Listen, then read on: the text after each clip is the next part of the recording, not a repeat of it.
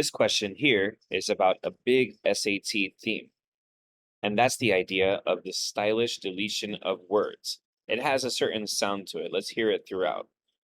From afar, this artist's portraits look like paintings.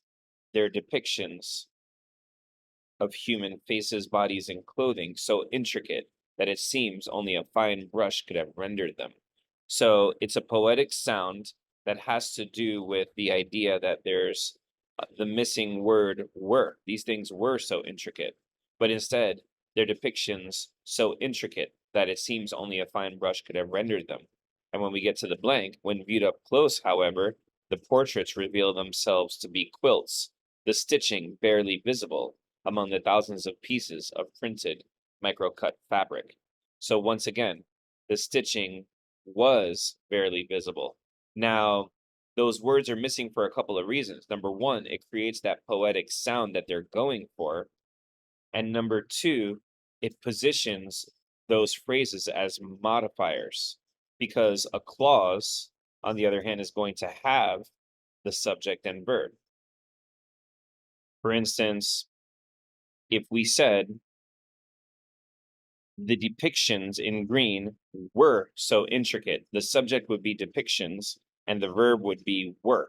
So the depictions were is going to give it the ability to be a clause.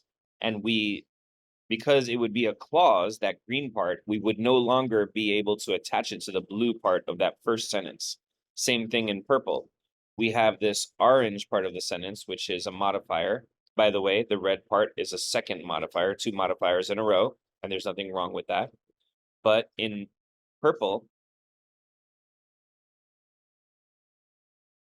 we actually see the independent clause here, and let's go ahead and unhighlight that, sort of take away the highlighting there. The portraits reveal themselves to be quilts. That's the independent clause.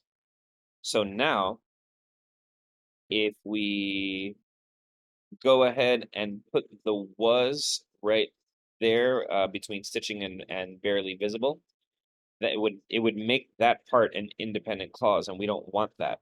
Because, like I said for the other sentence, if that were an independent clause, then there would be more rules for how to attach it to the rest of the sentence. If it's a modifier, you can just basically tack it on to the end. So the portraits reveal themselves to be quilts, the stitching barely visible among the thousands of pieces of fabric.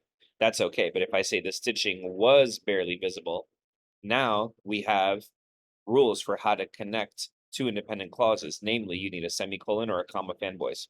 So by having the stylish deletion of words, it makes it easier to join the different sentence parts together. And in any case, the answer is B here.